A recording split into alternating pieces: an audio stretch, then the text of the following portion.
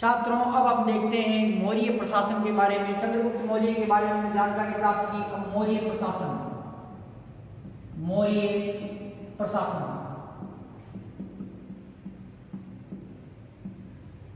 छात्रों चंद्रगुप्त मौर्य, बिंदुसार मौर्य, सम्राट अशोक मौर्य महान शासक हुए। इन्होंने अपने साम्राज्य का जो विस्तार किया छात्रों, तो इनके साम्राज्य का विस्तार था छात्रों, हमने देखा चंद्रगुप्त मौर्य के साम्राज्य का विस्तार कहाँ से था, उत्तर पश्चिम के अंदर ईरान से लेकर पूर्व में बंगाल तक, उत्तर के अंदर कश्मीर से लेकर दक्षिण के अंदर उत्तरी कर्नाटक का जो क्षेत्र था वहां तक चंद्रगुप्त मौर्य ने विशाल साम्राज्य की स्थापना कर दी। तथा बिंदुसार मौर्य जो चंद्रगुप्त मौर्य के पुत्र थे तथा जो अशोक मौर्य जो चंद्रगुप्त मौर्य के पौत्र थे, तो इन्हों के समय के अंदर भी जो भारत था, तो भारत था तो इसका विस्तार होता रहा।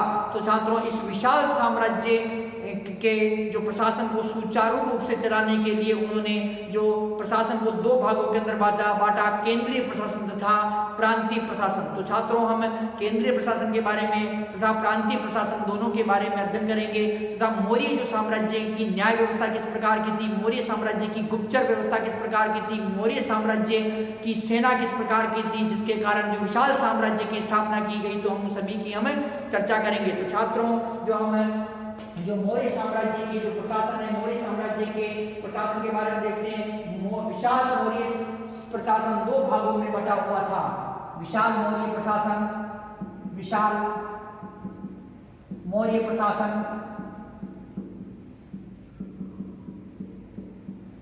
दो भागों में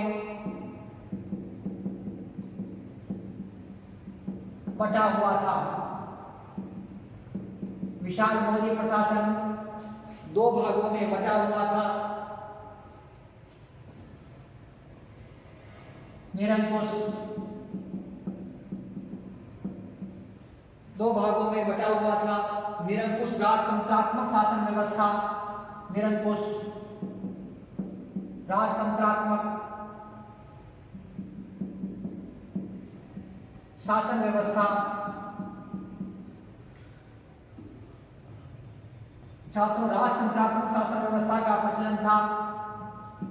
राजतंत्रात्मक शासन व्यवस्था, राजतंत्रात्मक शासन व्यवस्था का प्रचलन, राजतंत्रात्मक शासन व्यवस्था का प्रचलन था। और जो साम्राज्य बटा हुआ था किसमें, केंद्रीय प्रशासन, किसमें था छात्रों, केंद्रीय प्रशासन में प्रांतीय प्रशासन, केंद्रीय प्रशासन व प्रांतीय प्रशासन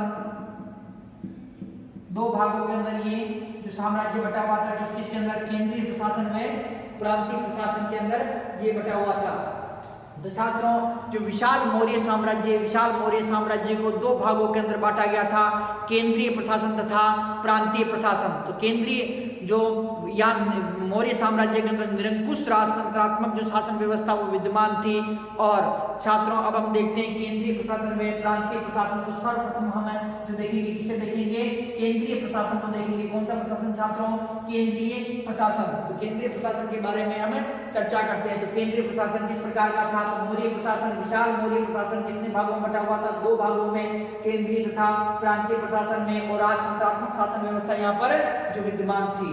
छात्रों अब हम देखते हैं केंद्रीय प्रशासन, मौर्य प्रशासन के अंदर केंद्रीय प्रशासन, केंद्रीय प्रशासन, केंद्रीय प्रशासन, केंद्रीय प्रशासन। छात्रों केंद्रीय प्रशासन को हम देखते हैं, इससे पहले हम देखते हैं कि जो अर्थशास्त्र जो ग्रंथ है किसका है, आचार्य चाणक्य का ग्रंथ है। और ये अर्थशास्त्र क्या बताता है वो पहले हम उसको देखते हैं कि आचार्य चाणक्य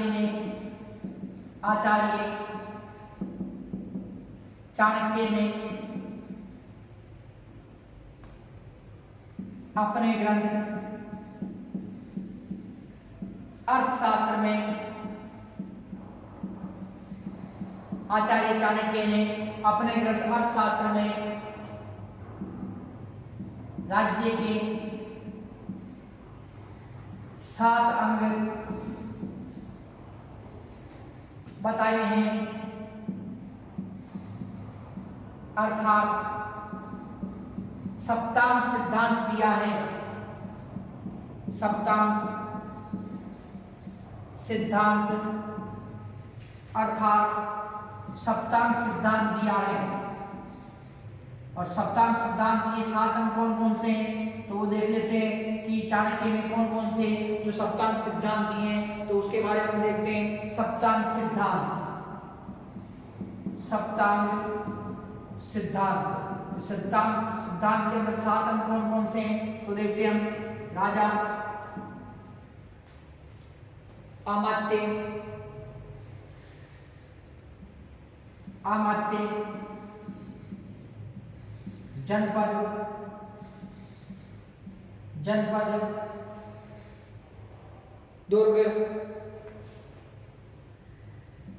दुर्ग, कोश मतलब धन, कोश, सेना,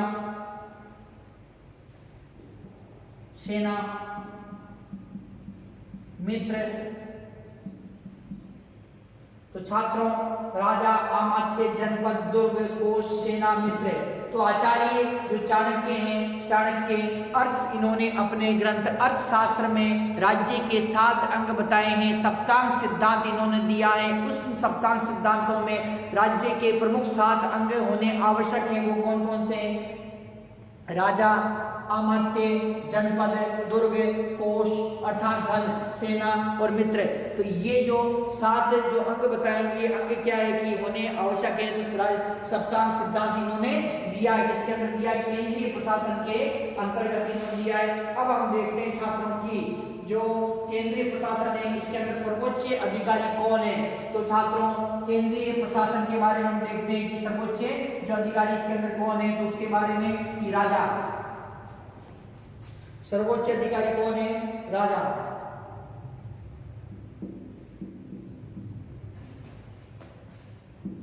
सर्वोच्च अधिकारी, सर्वोच्च अधिकारी कौन होता था?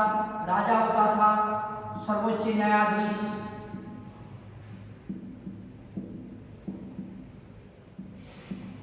सर्वोच्च धार्मिक, राजनीतिक व प्रशासनिक अधिकारी,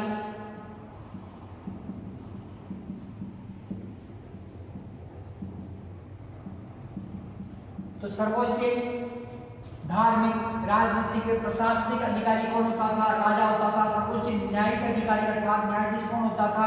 राजा होता था। सर्वोच्च अधिकारी कौन था? राजा था। अर्थात राजा से बड़ी कोई भी शक्ति नहीं है, राजा सर्वमान्य है, राजा किसी का आदेश मानने के लिए बाध्य नहीं है। छात्रों, तो इस प्रकार से राजा को क्या था? राजा सर्वोच्च अधिकारी था। निरंकुश राजतंत्रात्मक व्यवस्था, शासन व्यवस्था किस प्रकार की थी? निरंकुश, निरंकुश राजतंत्रात्मक,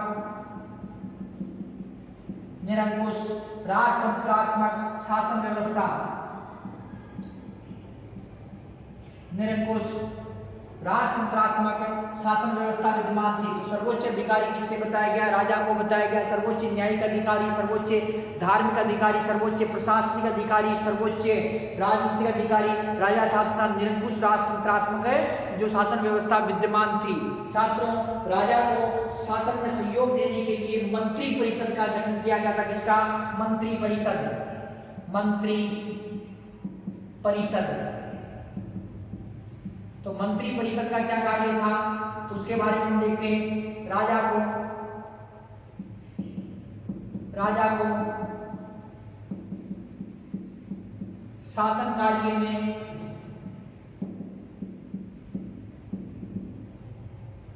सहयोग देने के लिए,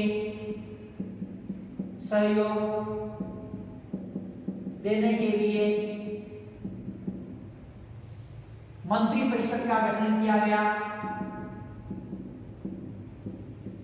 मंत्री परिषद का गठन किया गया, गठन किया गया। राजा को शासन कार्य में सहयोग देने के लिए मंत्री परिषद का गठन किया गया। मंत्रियों का वेतन 48,000 पौंड प्रतिवर्ष था। मंत्रियों का वेतन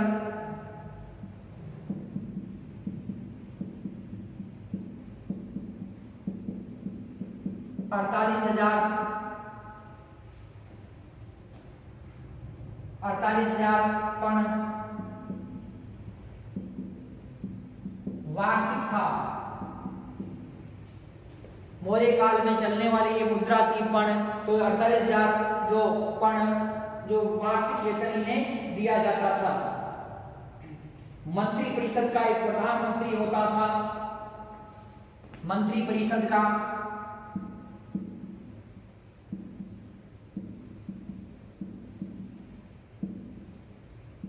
एक प्रधानमंत्री होता था, एक प्रधानमंत्री होता था। मंत्री परिषद का एक प्रधानमंत्री होता था।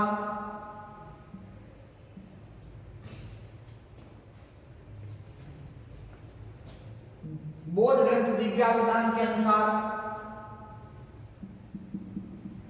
बौद्ध ग्रंथ दिव्यावदान के अनुसार, बौद्ध ग्रंथ दिव्यावदान के अनुसार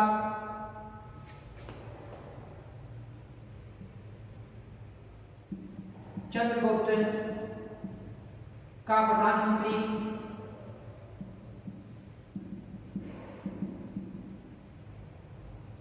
चाणक्य, बिंदुसार का प्रधानमंत्री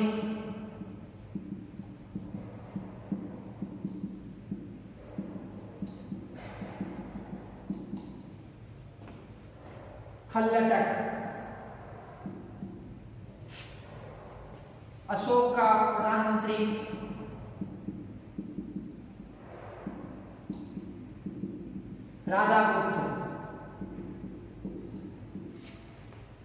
राधागुप्त था। अशोक का प्रधानमंत्री राधागुप्त था। अशोक के शिलालेखों दिव्यावदान, अशोक के शिलालेखों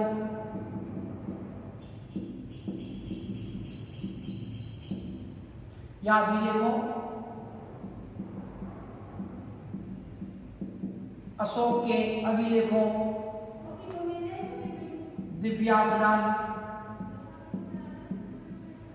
दिव्यावदान ग्रंथ व पतंजलि के महाभाष्य ग्रंथ में, पतंजलि के महाभाष्य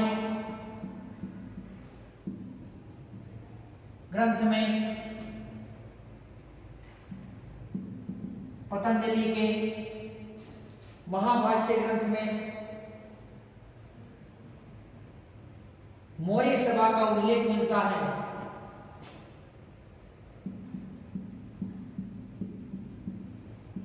मौर्य सभा का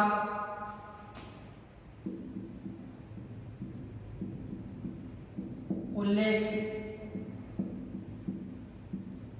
मिलता है। मौर्य सभा का उल्लेख मिलता है महाभाष्य ग्रंथ में। महाभाष्य ग्रंथ में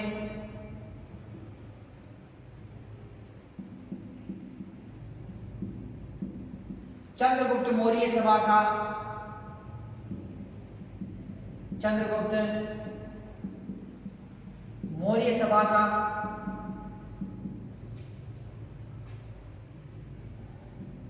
वर्णन मिलता है।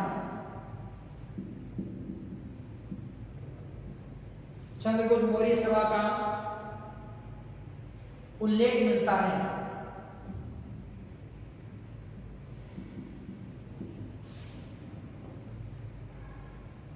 अशोक के अभिलेखों में, अशोक के अभिलेखों में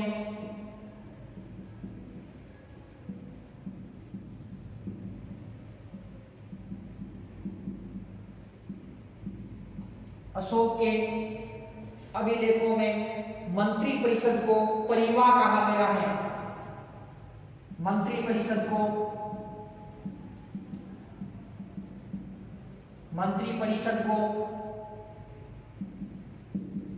परिवार कहा गया है।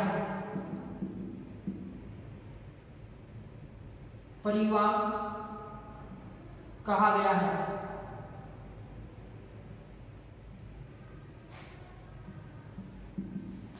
अशोक के अभिलेखों में मंत्री परिषद को परिवार कहा गया है।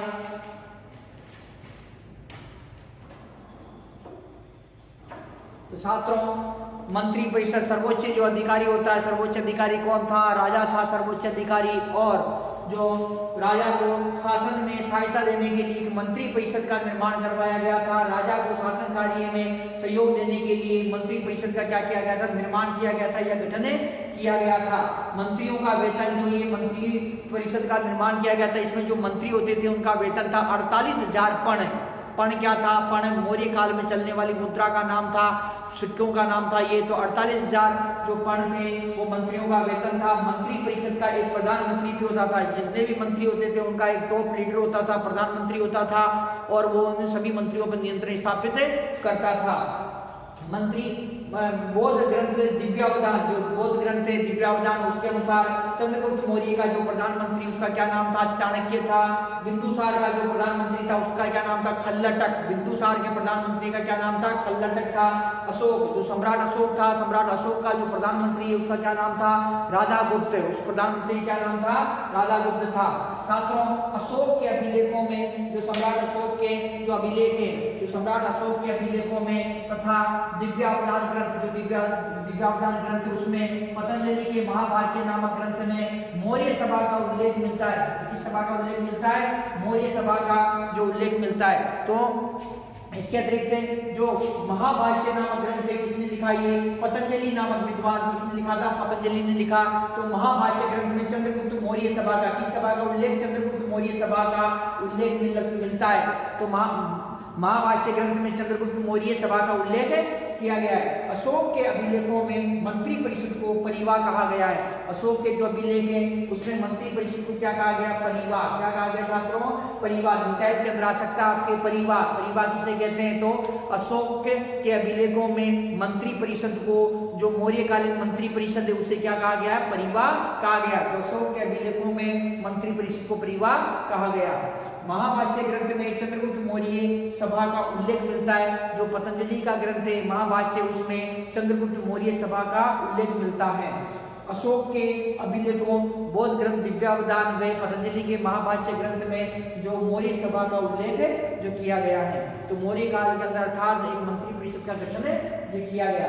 छात्रों, अब देखते हैं कि जो केंद्रीय अभिकरण, जो छात्रों केंद्रीय अभिकरण अर्थात तीर्थ, जो तीर्थ बताए गए उनके बारे में देखते हैं कि कितने मंत्री बताए गए हैं, कौन कौन से मंत्री हैं, कौन कौन से अधिकारी हैं, उन बारे के बारे में हमें चर्चा करते हैं। तो केंद्रीय अभिकरण, मौर्य प्रशासन के अंदर केंद्रीय प्रशासन चल रहा है छात्रों। तो केंद्रीय अभिकरण में देखते हैं कि कौटिल्य के केंद्रीय अभिकरण, केंद्रीय अभिकरण। छात्रों, ये देखते हैं हम केंद्रीय अभिकरण के बारे में कि कौटिल्य के अर्थशास्त्र, कौटिल्य मतलब चाणक्य, कौटिल्य के अर्थशास्त्र में 18 तीर्थ बताए गए हैं। कौटिल्य कौन है? चाणक्य के अर्थशास्त्र में 18 तीर्थ या अभिकरण बताए गए हैं। 18 तीर्थ बताए गए हैं। अब ये कौन कौन से 18 तीर्थ हैं? इन अधिकारियों को, इन अधिकारी, यह राज्य के सर्वोच्च अधिकारी थे। यह राज्य के सर्वोच्च अधिकारी थे।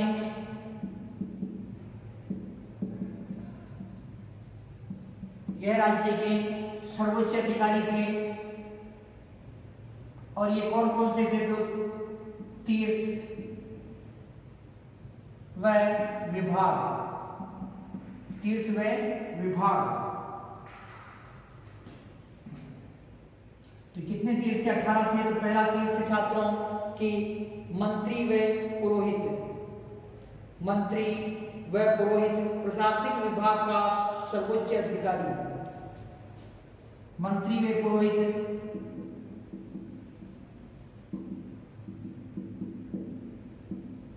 प्रशासनिक विभाग का सर्वोच्च अधिकारी, प्रशासनिक विभाग का सर्वोच्च अधिकारी।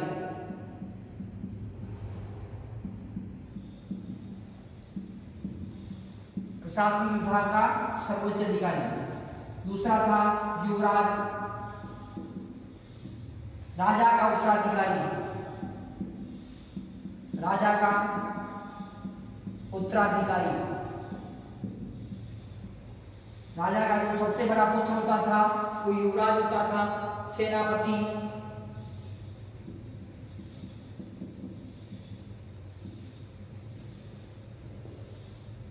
सैन्य विभाग का सर्वोच्च अधिकारी, सैन्य विभाग का सर्वोच्च अधिकारी।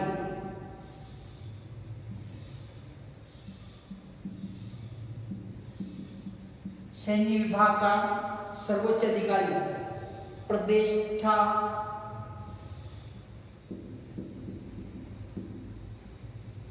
प्रतिष्ठा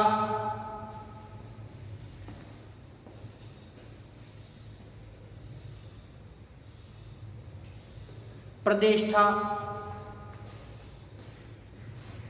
फौजदारी न्यायालयों का न्यायाधीश, फौजदारी न्यायालयों का न्यायाधीश।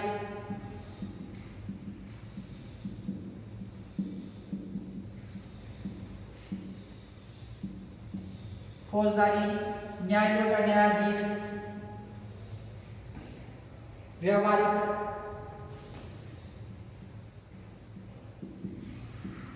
व्यवहारिक दीवानी न्यायालयों का न्यायाधीश, दीवानी न्यायालयों का न्यायाधीश।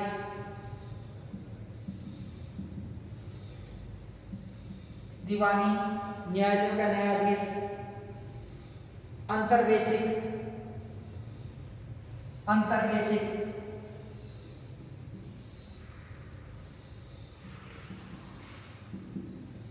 अंतर्वेशिक राजा के अंगरक्षकों का प्रमुख, राजा के अंगरक्षकों का प्रमुख, राजा के अंगरक्षकों का प्रमुख। प्रशासता, प्रशासता राज्याज्ञाओं को, राज्याज्ञाओं को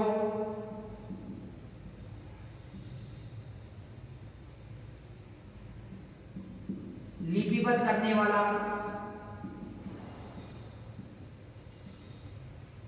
करने वाला अधिकारी।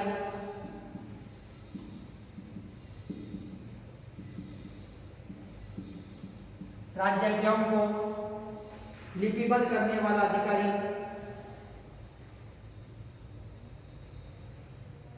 दंडपाल, दंडपाल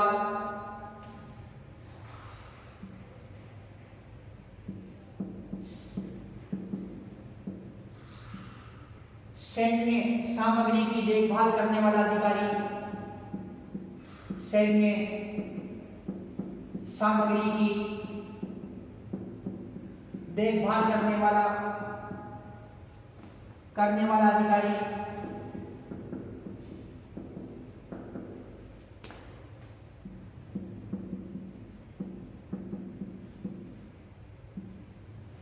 देखने वाला, देखभाल करने वाला अधिकारी, दुर्गपाल, दुर्गपाल,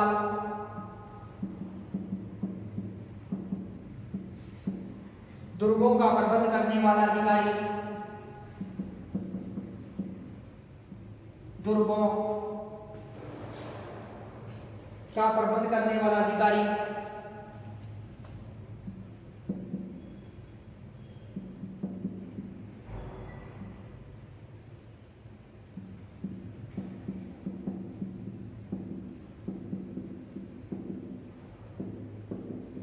दुर्गों का प्रबंध करने वाला अधिकारी,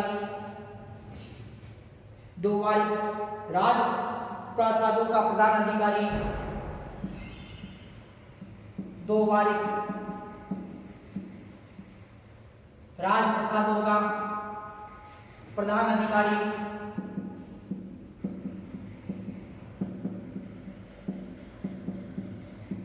प्रधान अधिकारी, राजप्रसादों का प्रधान अधिकारी, आठविक, आठविक, वन विभाग का प्रमुख अधिकारी, वन विभाग का प्रमुख अधिकारी या वन विभाग का प्रधान, वन विभाग का प्रधान, नायक, नायक, सेना का संचालक, सेना का संचालक, सेना का संचालक, समाहर्ता, राजस्व विभाग का सर्वोच्च अधिकारी, समाहर्ता,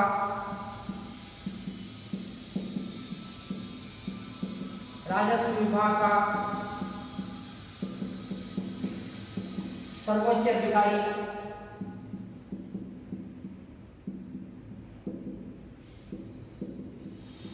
राजस्व विभाग का सर्वोच्च अधिकारी, संनिधाता, संनिधाता,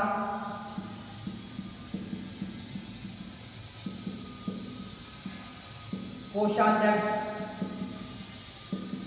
तो राजकोष का जो सर्वोच्च अधिकारी होता था अध्यक्ष, ये कर्मांतिक, कर्मांतिक,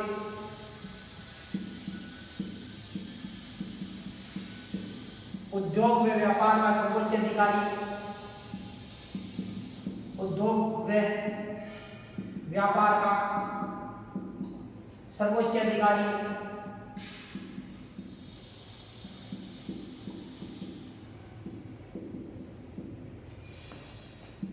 उद्योग व व्यापार का सर्वोच्च अधिकारी, अंतपाल, सीमावर्ती दुर्गों का रक्षक, अंतपाल, सीमावर्ती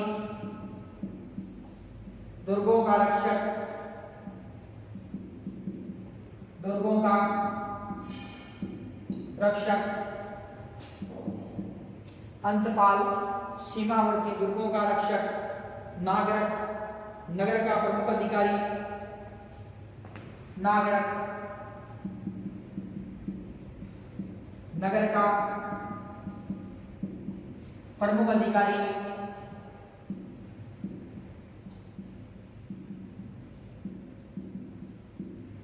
नगर का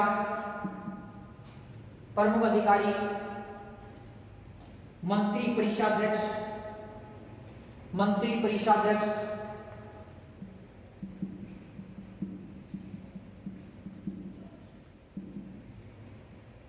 मंत्री परिषदाध्यक्ष, मंत्री परिषद का सर्वोच्च अधिकारी,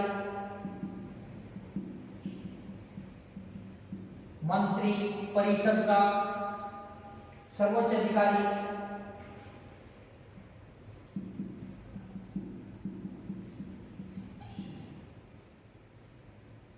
मंत्री परिषद का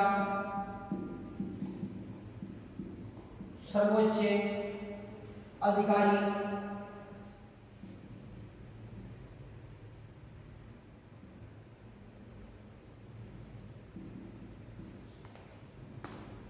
मंत्री परिषद का सर्वोच्च अधिकारी, मंत्री परिषद का अध्यक्ष भी कह सकते हैं इसे, मंत्री परिषद का अध्यक्ष, मंत्री परिषद का अध्यक्ष।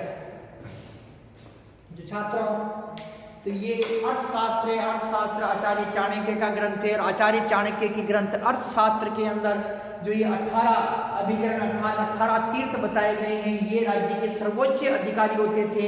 और ये 18 तीर्थ कौन कौन से हैं छात्रों? ये है मंत्री व पुरोहित। पहला कौन सा छात्रों? मंत्री व पुरोहित। प्रशासनिक विभाग का सर्वोच्च अधिकारी होता था सारा प्रशासन इसी के अंतर्गत होता था। ये प्रशासन पे क्या करते थे? नियंत्रण स्थापित करते थे। तो प्रशासनिक विभाग का सर्वोच्च अधिकारी कौन होते थे? मंत्री व पुरोहित।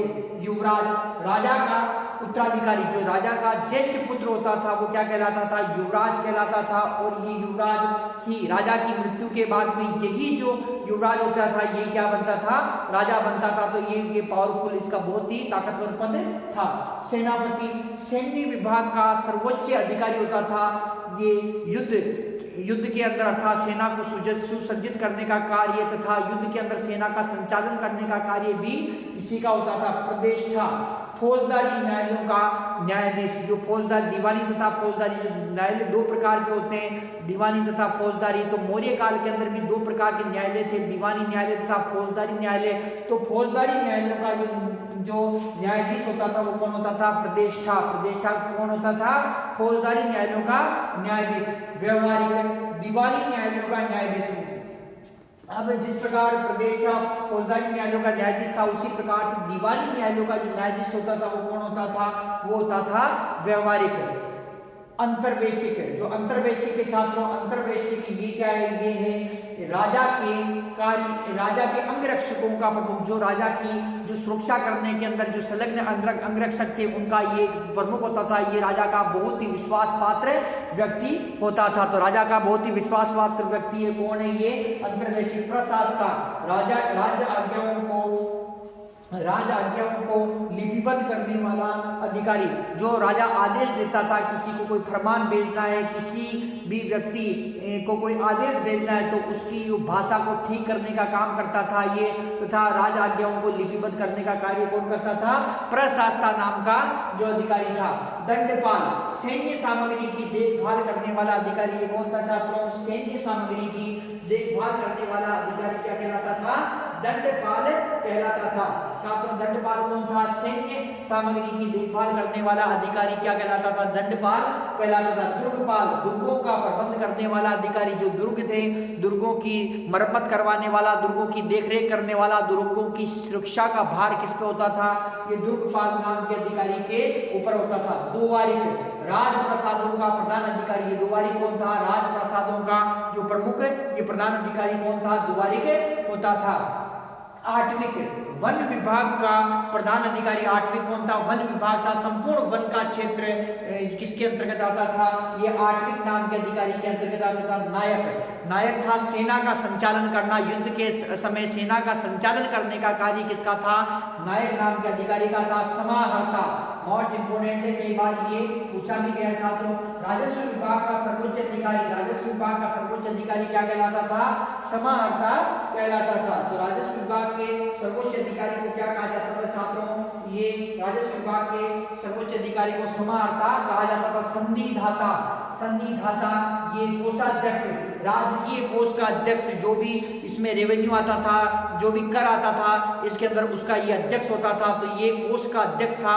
कहाँ कितना खर्च करना, कहाँ से कितना आया है, कहाँ कितना खर्च हुआ है, तो इस सभी की बातों की जानकारी कौन रखता था? ये संधिदाता नाम का अधिकारी रखता था। कर्मांतिक, उद्योग व व्यापार का सर्वोच्च अधिकारी। जो मौर्य साम्राज्य के अंदर जो भी उद्योग थे, व्यापार थे, उन पर नियंत्रण स्थापित करने का कार्य किसका था?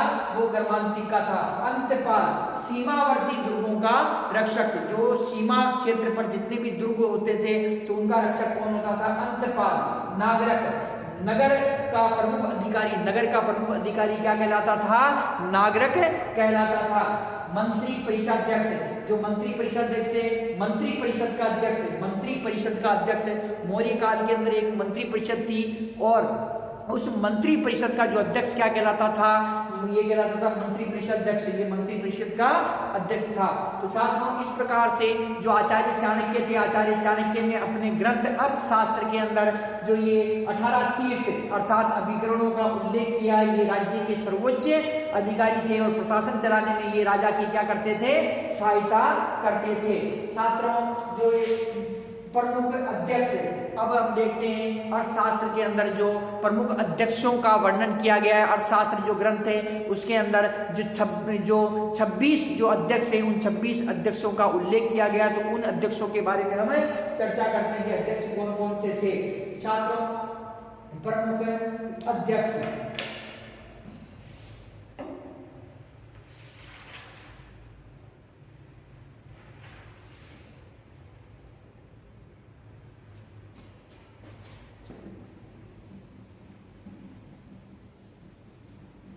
अर्थशास्त्र के अंदर 26 अध्यक्षों का उल्लेख किया गया है। तो हम देखते हैं कि ये 26 अध्यक्ष थे, ये कौन कौन से थे अध्यक्ष, इनके बारे में हम चर्चा करते हैं।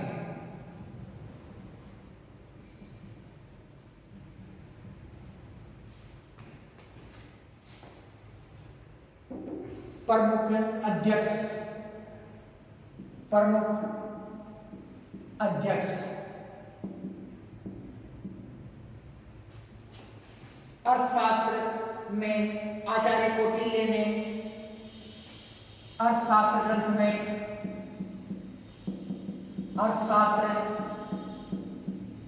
ग्रंथ में आचार्य कौटिल्य ने, आचार्य कौटिल्य ने, कौटिल्य का अन्य नाम क्या था? चाणक्य, और इसे विष्णुगुप्त के नाम से भी जाना जाता है। तो कौटिल्य ने 26 अध्यक्षों का उल्लेख किया है, उल्लेख किया है। तो ये 26 अध्यक्ष कौन कौन से छात्रों, तो उसके बारे में हम देखते हैं कि अध्यक्ष व विभाग, अध्यक्ष विभाग व कार्य।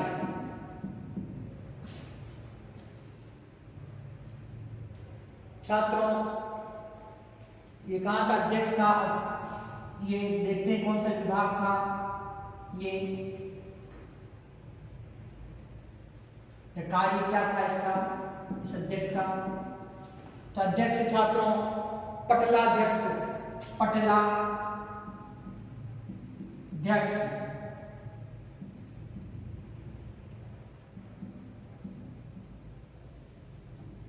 पहला अध्यक्ष है पटलाध्यक्ष। पटलाध्यक्ष का कार्य था छात्रों शांति व्यवस्था का अध्यक्ष, शांति व्यवस्था का अध्यक्ष, शांति व्यवस्था बनाए रखने का इसका कार्य था। दूसरा है रूपाध्यक्ष, रूपाध्यक्ष, रूपाध्यक्ष का है मुद्रा विभाग का अध्यक्ष, मुद्रा विभाग का अध्यक्ष, मुद्रा विभाग का अध्यक्ष। सुराध्यक्ष,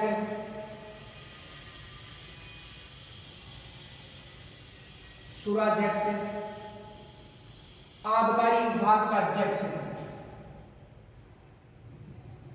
सुराध्यक्ष आबकारी विभाग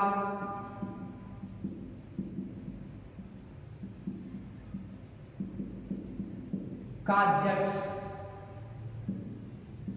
आबकारी विभाग का अध्यक्ष। मुद्राध्यक्ष, मुद्राध्यक्ष पासपोर्ट विभाग का अध्यक्ष, पासपोर्ट, विदेश में कोई जा रहा है तो उसको उसकी जानकारी रखता था, या कोई आ रहा है तो उसकी पासपोर्ट विभाग का अध्यक्ष। अगला था छात्रों पणियाध्यक्ष। पणियाध्यक्ष पणियाध्यक्ष व्यापार वाणिज्य का अध्यक्ष। व्यापार वाणिज्य का अध्यक्ष।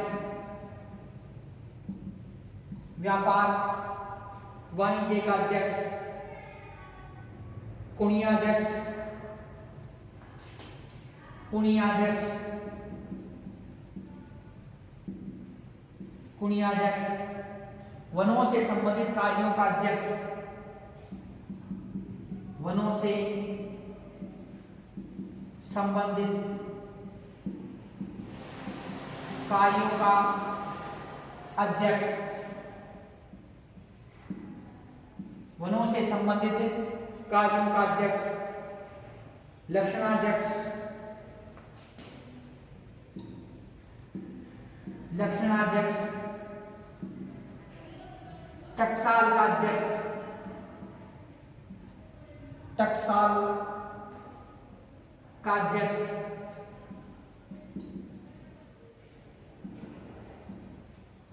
टकसाल का अध्यक्ष।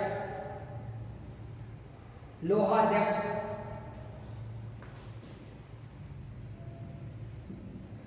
लोहाध्यक्ष लौह विभाग का अध्यक्ष।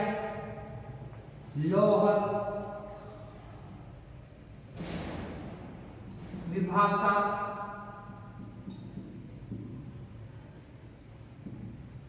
अध्यक्ष। लौह विभाग का अध्यक्ष।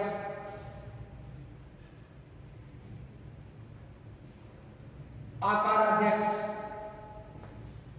आकाराध्यक्ष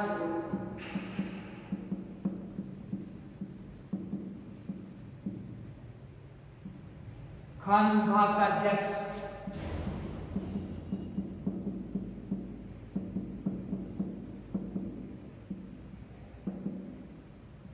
खान विभाग का अध्यक्ष। शीताध्यक्ष। शीताध्यक्ष राजकीय भूमि का अध्यक्ष। राजकीय भूमि का अध्यक्ष। राजकीय भूमि का अध्यक्ष। सूत्राध्यक्ष। सूत्राध्यक्ष कताई बुनाई। कताई बुनाई व सूत का अध्यक्ष। कताई बुनाई व सूत का अध्यक्ष। कोष्ठागार अध्यक्ष। कोष्ठागार अध्यक्ष।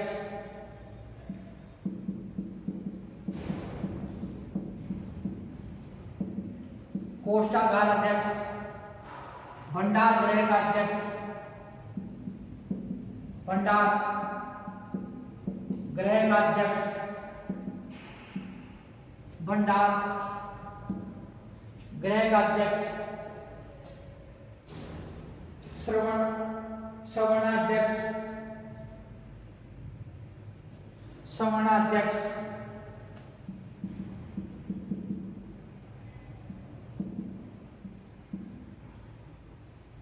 स्वर्ण उत्पादन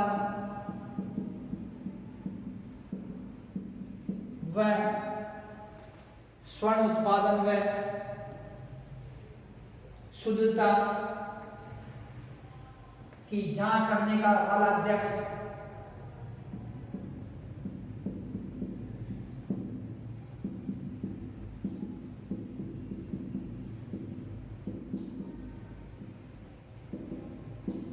जांच करने वाला अध्यक्ष।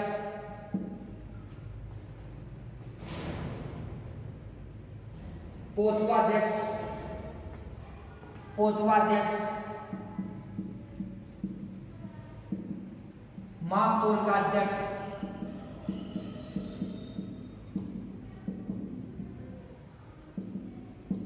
मापतोल का अध्यक्ष, पोथवाध्यक्ष, मापतोल का अध्यक्ष, शुल्काध्यक्ष, शुल्काध्यक्ष,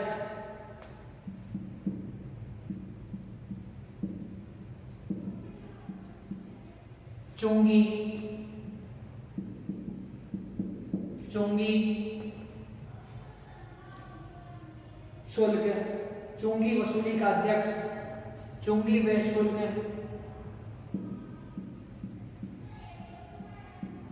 वसूली का अध्यक्ष,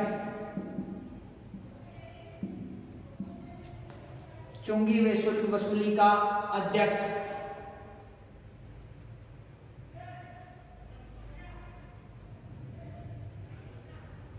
आयुधागार अध्यक्ष, आयुधागार,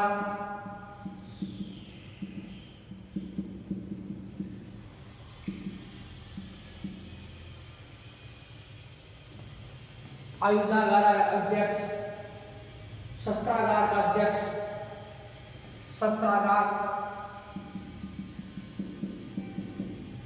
का अध्यक्ष, सोनाध्यक्ष,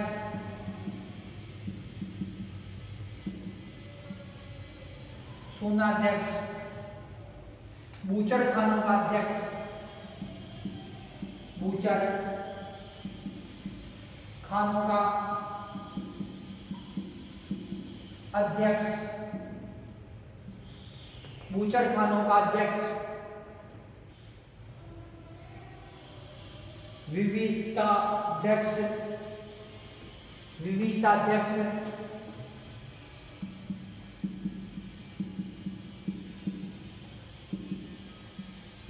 चारागाहों का अध्यक्ष,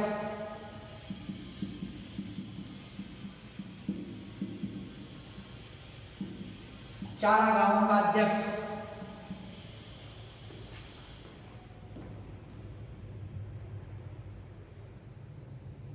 नवाध्यक्ष, नवाध्यक्ष, नौसेनाओं का अध्यक्ष,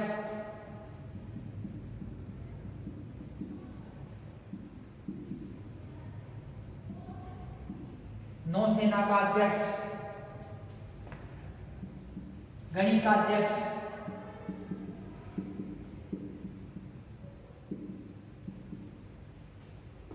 गणिताध्यक्ष,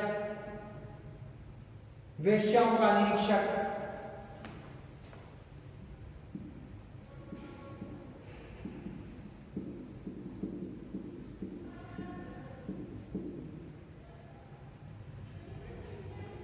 वेश्याओं का निरीक्षक,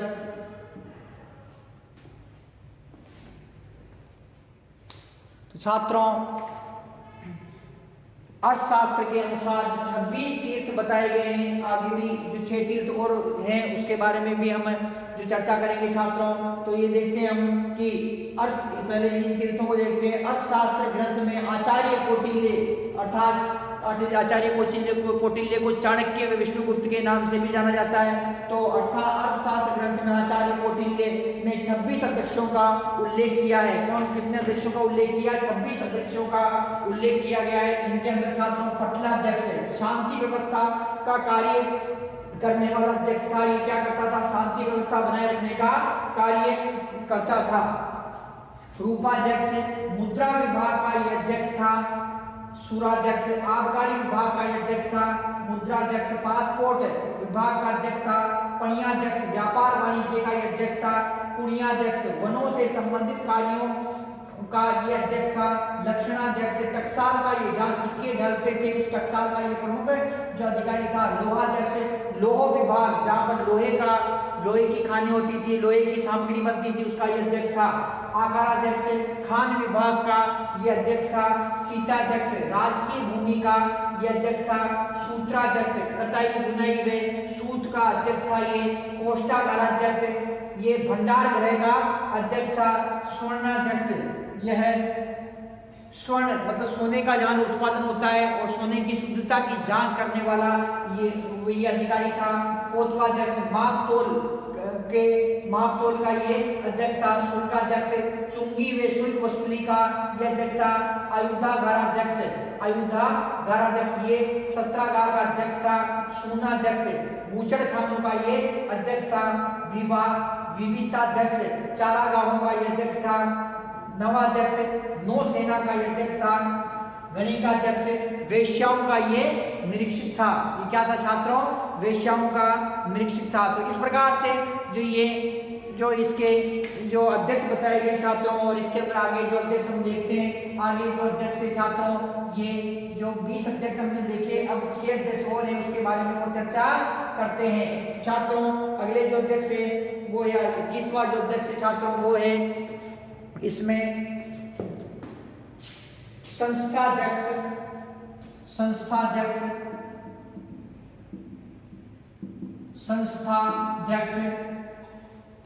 व्यापार का अध्यक्ष व्यापार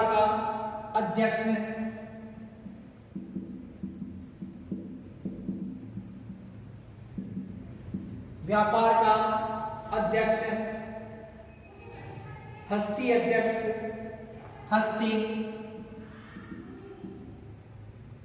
हस्तीध्यक्ष हाथियों की देखभाल करने वाला अधिकारी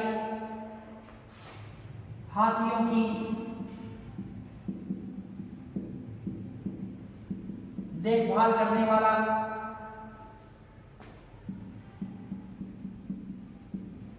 अधिकारी हाथियों की देखभाल करने वाला अधिकारी बंधनगाराध्यक्ष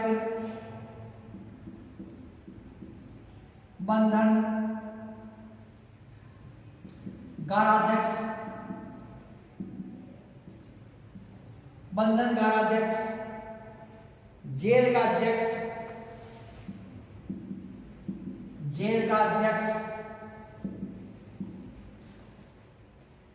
देवताध्यक्ष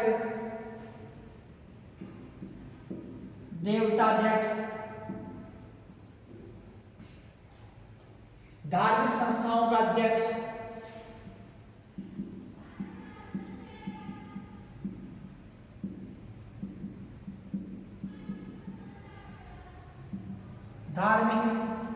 संस्थाओं का अध्यक्ष पतनाध्यक्ष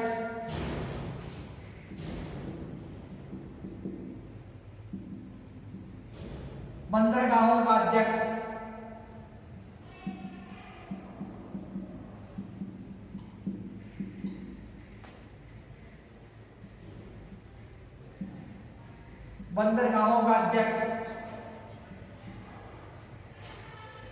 महामात्र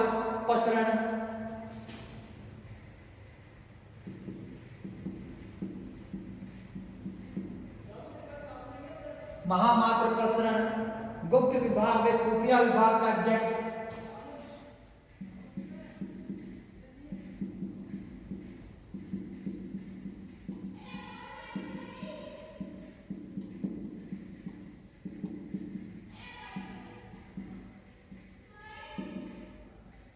गुप्त विभाग में खुफिया विभाग का अध्यक्ष। तो छात्रों इसमें संस्थाध्यक्ष कौन था? संस्थाध्यक्ष था व्यापार का अध्यक्ष। व्यापार के अध्यक्ष को क्या कहा जाता था? संस्थाध्यक्ष कहा गया है तथा हस्ती अध्यक्ष हाथियों की देखभाल करने वाला ये अध्यक्ष था। मौर्य काल के अंदर जो हस्ती सेना थी अर्थात जो हाथियों वाली सेना थी तो उसकी देखभाल करने वाला ये अध्यक्ष था हस्ती अध्यक्ष। बंधनगाराध्यक्ष अगला अध्यक्ष कौन है? बंधनगाराध्यक्ष जेल विभाग का ये अध्यक्ष था। देवताध्यक्ष धार्मिक संस्थाओं का ये अध्यक्ष था। देवताध्यक्ष कौन था? धार्मिक संस्थाओं का ये अध्यक्ष था पतनाध्यक्ष। बंदरगाहों का ये अध्यक्ष था महामात्र प्रसरण ये गुप्त विभाग में खुफिया विभाग का अध्यक्ष था। तो इस प्रकार से जो अर्थशास्त्र नामक ग्रंथ है, अर्थशास्त्र नामक ग्रंथ में जो प्रमुख अध्यक्ष बताए गए उन अध्यक्षों की संख्या कितनी है? 26 बताए गए।